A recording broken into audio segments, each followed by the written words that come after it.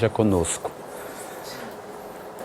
Para que todo mundo saiba já, há um relato muito interessante no livro Voltei, no qual, numa visita de um pequeno centro espírita, um dos espíritos fazia um relato dizendo que o centro não tinha quase pessoas. Quando alguém pediu para que ele se concentrasse melhor, e ele viu que a pequena sala se abrangeu em termos espirituais e o número de espíritos desencarnados que se encontravam ultrapassava 10 vezes o tamanho da sala. Então a sala está plena, acreditem. Então vamos dar continuidade ao que a Eva falou, porque as questões batem com o evangelho de hoje. Nós vamos falar sobre o evangelho capítulo número 5, que se intitula Bem-aventurados os aflitos. E nós vamos tratar das questões, do item de 6 a 10, que fala das causas anteriores das aflições. Porque se não há explicação nessa vida, nós que já acreditamos que temos a confirmação de todas as maneiras das vidas anteriores, das vidas passadas, sabemos que há uma explicação em outra vida. Inclusive, antes de vir para cá, eu dei dando uma olhada no Facebook, sempre tem uma mensagem interessante quando a gente se sintoniza com o alto, né? Então apareceu uma história de um rapaz contada por Chico Xavier, que ele perdeu os braços, perdeu a vista, ficou cego, ficou surdo e não falava. Logo depois disso ele teve uma outra doença, não é? E ele ia perder as pernas, ia ser amputado. E a mãe, com o filho nos braços, foi a Chico e perguntou: mas Chico, o que eu faço? E Chico na hora falou: siga os conselhos dos médicos de amputar as pernas do filho. Ele já não possuía braços, estava cego e surdo, agora precisava amputar as pernas. Quando ele saiu, né, as pessoas chegaram com Chico: mas Chico, como é que pode uma coisa dessa? Ele falou: os espíritos que estão aqui pediram para que eu dissesse a ela que ela seguisse os conselhos do médico, porque esse espírito em outra vida havia se suicidado em 10 encarnações. E vindo nessa vida agora, rogava a Deus com todas as suas forças que todos os meios fossem feitos para que ele não cometesse o ato mais uma vez. É aquela coisa, né? A gente não entende a grandeza da misericórdia de Deus, porque ela está a todo momento trabalhando a nosso favor. Por muitas vezes a gente pode dizer, uma frase que eu ouvi aqui nessa casa: abençoada é a dor que cura. Bom, nós vamos falar nas causas anteriores das aflições. Primeiramente, a gente tem que entender, né, aqui o ponto de vista espiritual da Terra. Os espíritos nos dizem que a Terra ela figura como se fosse um hospital, como se fosse um manicômio, como se fosse um presídio. E, ao mesmo tempo, tudo isso junto. Bem, como nós já sabemos, já que nós já estudamos sobre isso, que nós não estamos sozinhos na Terra, porque nós já falamos, há muitas moradas na casa do meu pai, né? Existem mundos, como Eva falou, muito felizes. Não se envia para o hospital alguém que não esteja doente. Tampouco se coloca alguém no presídio que não tenha culpa. A Terra ela figura nesse gênero. Mesmo como o Emerson falou, que nós passamos por uma evolução, é uma lenta evolução para o mundo de regeneração, mas nós ainda nos encontramos em um planeta de terra, de provas e expiações. E Kardec, no livro O Céu e o Inferno, que inclusive eu aconselho a todos ler, porque eu só folheava esse livro. E agora, quando eu comecei a ler, olha lá, é mais ou menos isso, eu estou lendo pela terceira vez. O livro é impressionante, nunca tinha visto. Não é? Então, Allan Kardec, no livro O Céu e o Inferno, ele resume em uma só frase a causa do sofrimento humano.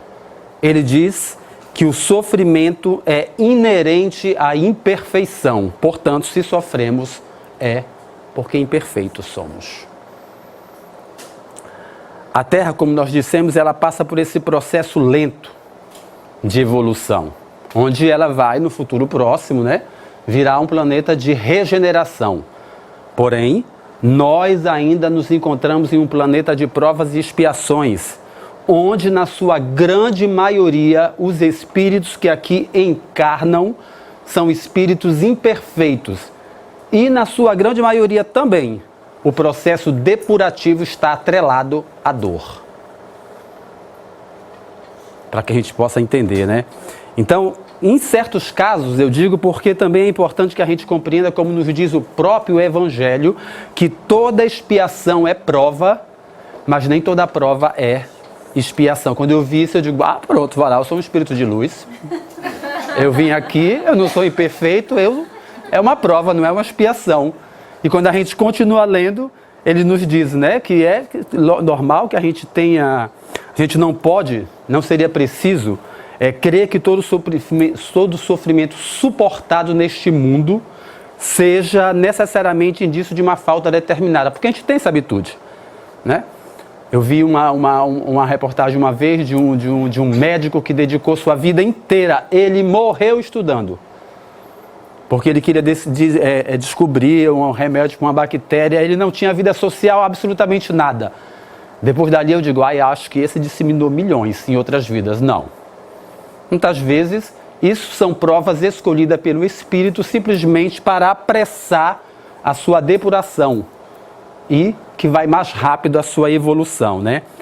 Aí eu digo assim, eu sou espírito de luz, aí o Evangelho vem e continua. Porém, prova ou expiação são sempre sinais de inferioridade relativa. Todo mundo triste, ninguém é espírito de luz aqui. Não adianta. Ou seja, prova ou expiação, isso demonstra uma inferioridade relativa, né? Então, porque, como Eva falou ainda há pouco, aquilo que é perfeito não precisa ser posto à prova. Se nós fôssemos perfeitos, nós não estaríamos aqui pondo à prova nada. Se nós estamos pondo à prova, é porque nós aprendemos, e agora eu digo, manda lá para a escola, para saber se aprendeu mesmo, né? Então, essa mensagem dos Espíritos, ela é suficiente para que a gente venha compreender que nós somos testados pelas aflições, pelo sofrimento, porque nós somos espíritos imperfeitos em estado de depuração. Nós estamos aqui para evoluir, para fazer o bem, somente o bem. Ninguém vem à Terra para fazer o mal. Mas isso não deve nos desanimar, claro, né? Mesmo que a gente saiba que a gente está em processo evolutivo, tudo tem o Cristo, com o lenitivo de suas palavras, né? Trazendo o remédio na luz do Evangelho. Por isso que ele é o que a doutrina espírita repete sem cessar e todas as outras, o exemplo a ser seguido. Ainda é difícil, mas a gente chega lá, né? Jesus, ele nos convida nesse Evangelho, bem-aventurados os aflitos, a resignação, a paciência e a fé. A palavra bem-aventurança, ela significa feliz. Mas aí até é um contraste de acreditar que aqueles que sofrem, que são infelizes, que são aflitos, possam ser felizes. Mas essa aparente contradição termina quando a gente lê a frase até o final. Bem-aventurados os aflitos, porque serão consolados. É Jesus nos convidando à resignação e à fé, porque todo aquele que suporta humildemente seu sofrimento, é claro, serão consolados. Jesus, ele ensinou o averso daquilo que diziam os homens. Porque para os homens, aquele que sofre, aquele que está em aflição é um infeliz. Quando Jesus vem e diz, bem-aventurados os aflitos, porque eles serão consolados. Se nós formos analisar a dor humana, é preciso que a gente lembre daquelas dores também que não denotam falta alguma. Isso é sinal, né, são sinal de nítido progresso moral, porque são essas as provas escolhidas voluntariamente pelo Espírito para concluir sua depuração. Por exemplo, como os espíritos missionários que sofrem pela incompreensão daqueles que eles tentam ajudar. Na grande maioria, os missionários que passaram na Terra foram incompreendidos, mas cumpriram sua missão. Mesmo sofrendo todas as aflições ou flagelos, suportaram-a. Então são essas aflições que não demonstram dor alguma, que não denotam falta alguma, que demonstram o nítido progresso moral da criatura, né? O sofrimento que não provoca lamentações, ele constitui uma prova de forte resolução, o que é sinal de nítido progresso moral.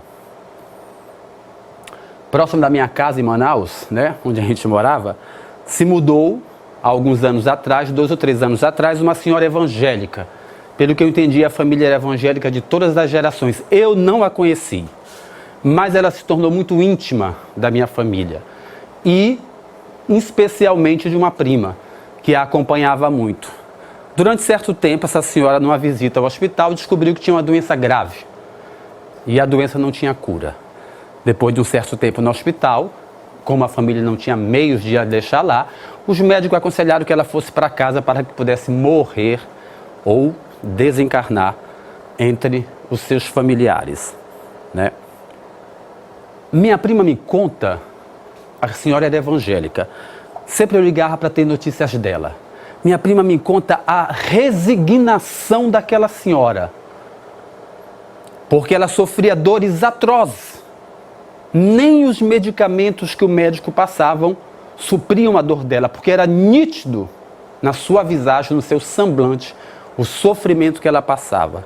Quando tentavam jogar a pedra na cruz, próximo dela, ela dizia não. Meu Deus, eram as palavras que ela dizia. Meu Deus, jamais me daria tal aflição se eu não merecesse. Algo eu fiz, não sei o que foi, mas eu guardo com resignação a prova porque eu passo. Olha que nítido.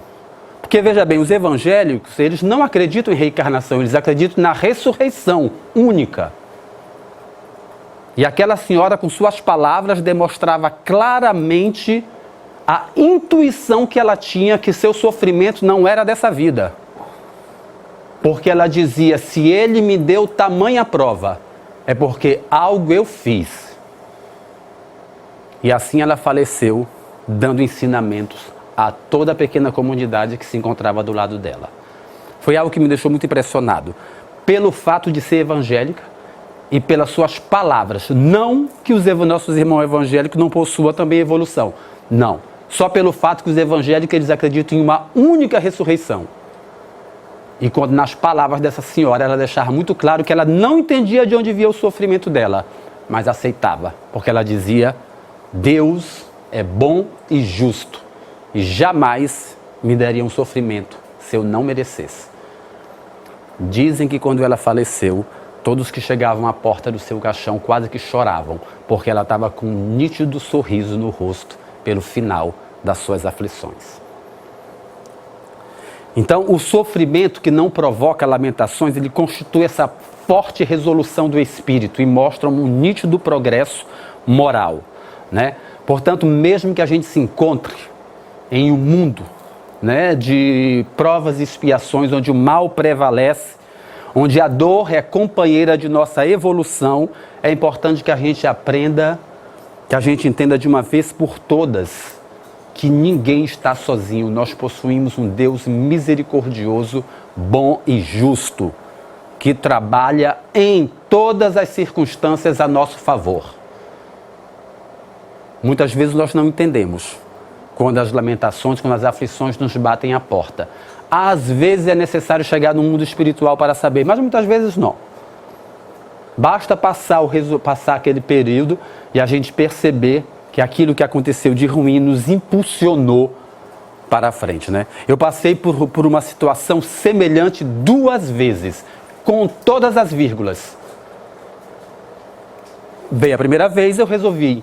E depois aconteceu a segunda, nitidamente, com todos os pontos e letras. Eu digo, mas peraí, tem alguma coisa errada, William. Acontece que a reflexão foi muito mínima. Eu resolvia, mas eu continuava no erro. Depois que eu me dei conta daquilo, eu mudei a minha postura e a situação foi fechada de uma vez por todas, final do ciclo. Então basta a gente só fazer aquela pequena análise que a gente sempre encontra razão, muitas vezes, do nosso sofrimento, né? Então fica claro que é o próprio espírito que muitas vezes, utilizando do seu livre-arbítrio, é que traça a sua trajetória de deslizes e crimes que leva muitas vezes ao caminho do sofrimento futuro. Então, a gente conclui que se nós sofremos é por ignorância ou rebeldia, porque ficamos em débito com a lei divina, seja nessa vida ou em outra. E a doutrina espírita, né, que é fundamentada nos ensinos de Jesus, nos fornece preciosos esclarecimentos sobre o assunto, fundamentado na reencarnação, no livre-arbítrio e nas leis de causa e efeito. Cada existência, como falou Eva ainda há pouco, é planejada com antecedência no mundo espiritual minuciosamente. A duração da existência, a saúde, as doenças mais sérias, a riqueza, a pobreza, tudo é planejado minuciosamente antes que a gente encarne, né? E todos os espíritos, como disse ainda há pouco, encarnam com o objetivo de progredir, de evoluir, de rever seus deslizes. Ninguém vem à Terra para fazer o mal. Quando eu era pequeno eu ouvia muito essa frase, quando a gente via aquelas pessoas que erram muito e tal, né? Aí os antigos diziam assim, é a sina dele, é o futuro. O seu futuro era esse. Isso me chocava um pouco, eu dizia, poxa, já veio na Terra para sofrer? Né? Então, não, ninguém tem a sina de fazer o mal, a gente veio aqui evoluir. O que acontece é que depois de encarnado, todo espírito guarda o seu livre-arbítrio. Graças a Deus. E a gente faz escolhas que vai terminar nos tirando daquela trajetória que nós programando e nos levando para aquela trajetória de deslizes e que vai ser responsável pelos nossos sofrimentos e por nossas dores, né? Falando em dor,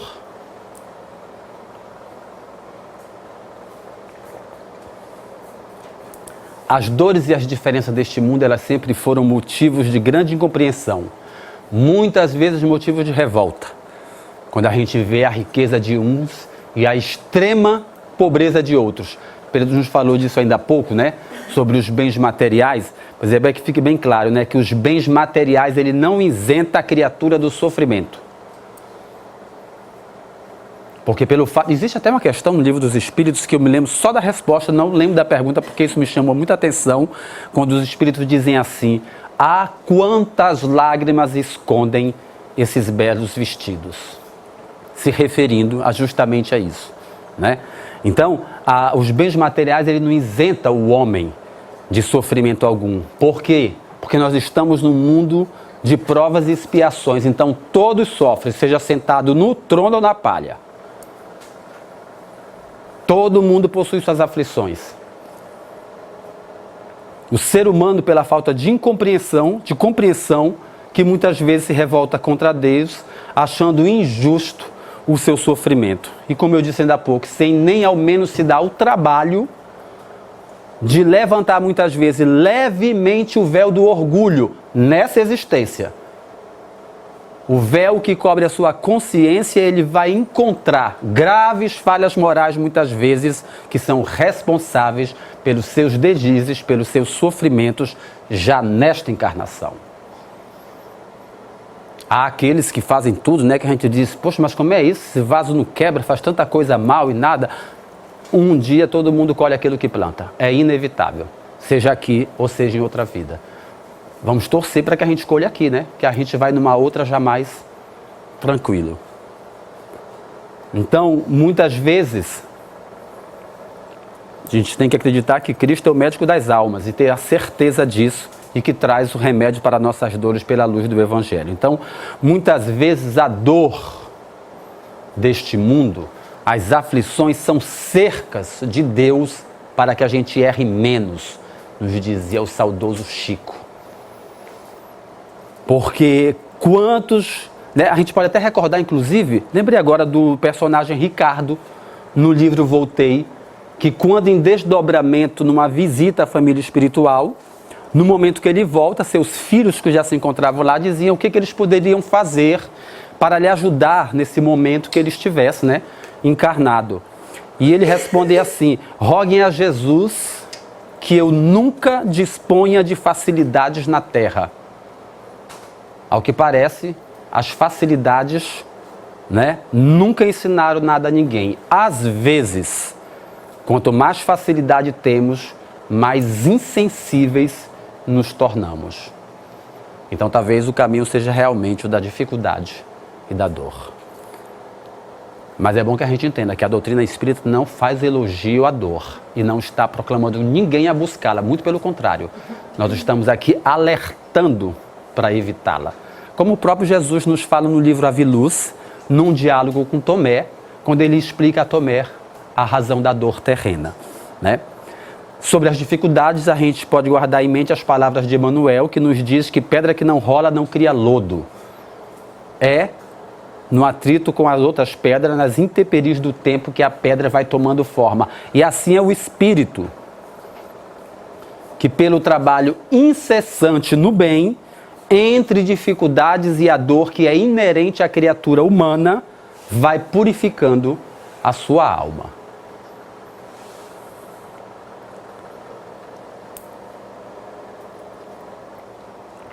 Sobre a dor, quando a nossa dor não gera novas dores, quando a nossa aflição não cria aflições naqueles que nos rodeiam, nossa dívida está em processo de encerramento.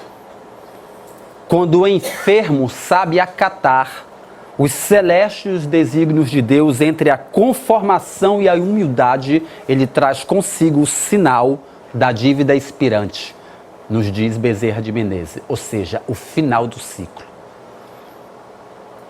Porque aquele que lamenta, que joga a pedra na cruz, né, a palavra que a gente muito usa, mostra também grande inferioridade moral.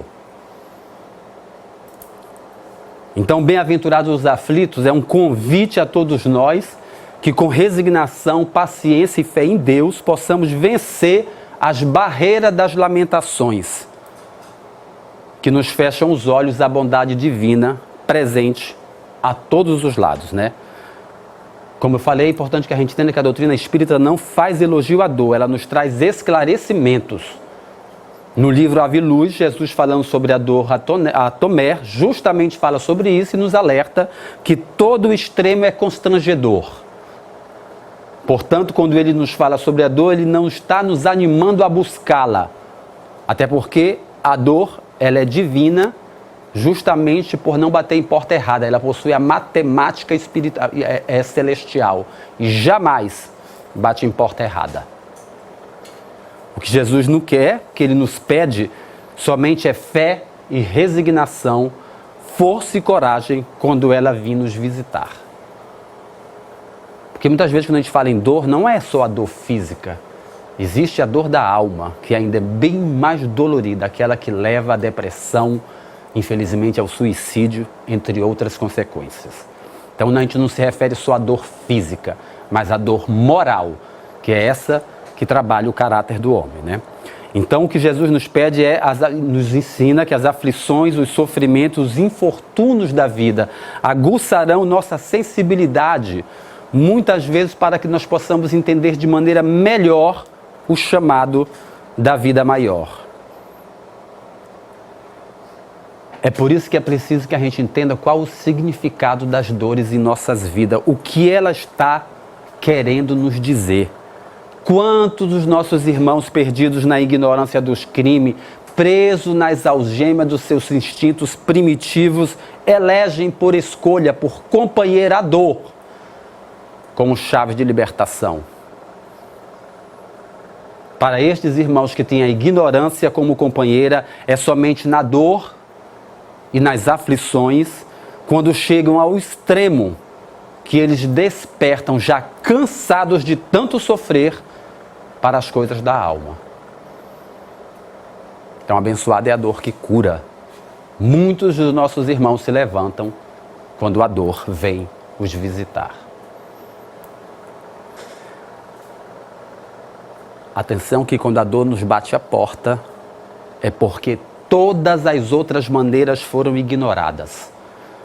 Mas a misericórdia de Deus é tão grande que ainda assim, até aquilo que nós compreendemos como grande aflição serve para nos impulsionar. Deus agindo em todos os momentos da nossa vida. A famosa frase célebre, que eu adoro muito, de Carl Gustav Jung, que diz: invocado ou não, Deus está presente. Para que a gente possa guardar né, definitivamente a importância da fé e da resignação durante as aflições, quando a dor bater em nossas vidas, nós vamos falar sobre a história de Jorge. Não sei se vocês já ouviram falar da história de Jorge contada por Chico. Muito linda essa história. Cidadão humilde, de pele escura, cabelos enrolados e uma ferida nos lábios constantemente sangrando. Jorge, dizia Chico, talvez tenha tomado alguns banhos na vida, porque quando ele se aproximava, o seu corpo magro, sofrido, mal alimentado, exalava um odor insuportável, né? Sua boca, raros dentes, e os que lhe restavam todos apodrecidos, né? O seu hálito era quase insuportável, tanto que quando Jorge chegava, a gente tinha esse recuo, né, instintivo, natural de se afastar dele.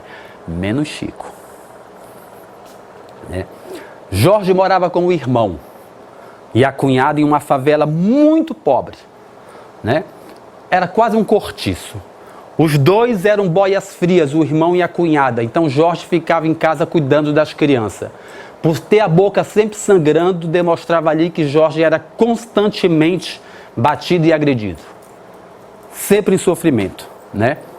O seu quarto era um puxado do lado do barracão, com algumas tábuas velhas, as paredes eram feitas de papelão e o telhado era somente um plástico, que mal o cobria da chuva. Jorge quase todas as noites morria de frio, sobretudo quando chorava, quando chovia, mas jamais reclamou da sua situação. Mesmo com tanto sofrimento, Chico dizia que Jorge tinha um sorriso sincero e um olhar tranquilo quando o encontrava. Quando se formavam as intermináveis filas em Uberaba, onde todos queriam se aproximar de Chico, Jorge aguardava a sua vez. Todo mundo se distanciava de Jorge. Ele vinha de pés descalços, amarrava um saco nos pés porque não possuía sapatos, e ele ficava naquela fila. Chorava esperando o momento da sua vez para chegar nos braços de Chico. Quando o Chico recebia, Chico lhe abria os braços e Jorge não abraçava o Chico. Jorge se jogava nos braços de Chico. E esse lhe agarrava, falava tão próximo de Jorge que parecia que quase que o beijava. E Chico nunca recuou quando Jorge se aproximava dele. Os que observavam ficavam perguntando, mas por que Chico gasta tanto tempo com esse homem? Era o único que o Chico passava 15, 20, 30, 40 minutos a 1 hora conversando.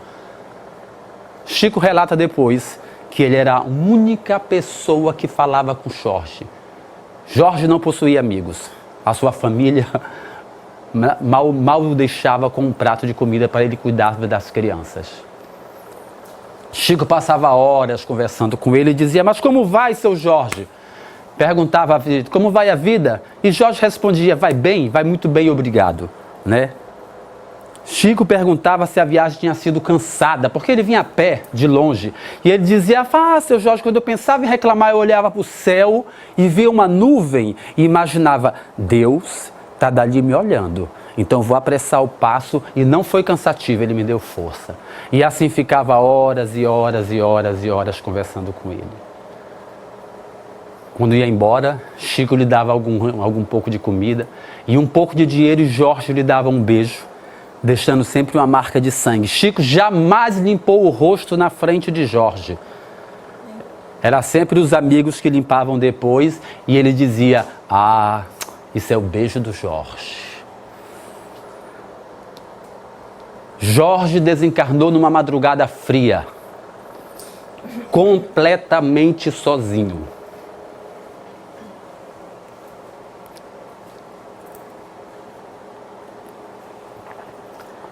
Esquecido do mundo, esquecido de todos, mas não de Deus. Chico nos contou que foi esse nosso irmão de pele escura, de cabelos enrolados, de ferida nos lábios, de pés rachados, de mau cheiro e mau hálito, que ao desencarnar, Jesus Cristo veio pessoalmente buscar. Que ele entrou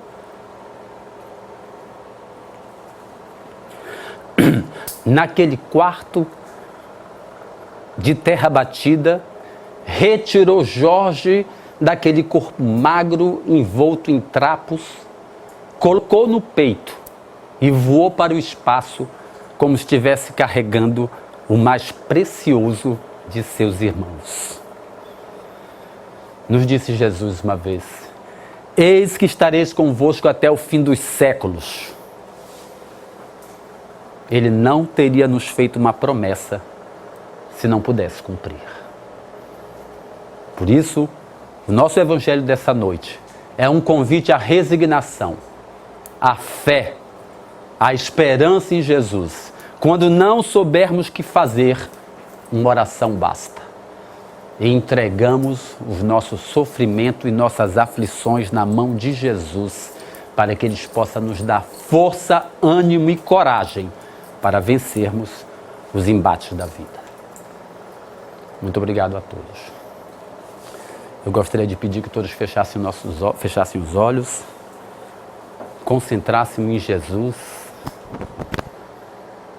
Mestre amado, mais uma vez aqui estamos reunidos em Teu santo nome, nesta casa de amor, onde os guias espirituais trabalham incessantemente para que possamos compreender Teu evangelho de amor, Teu evangelho de paz.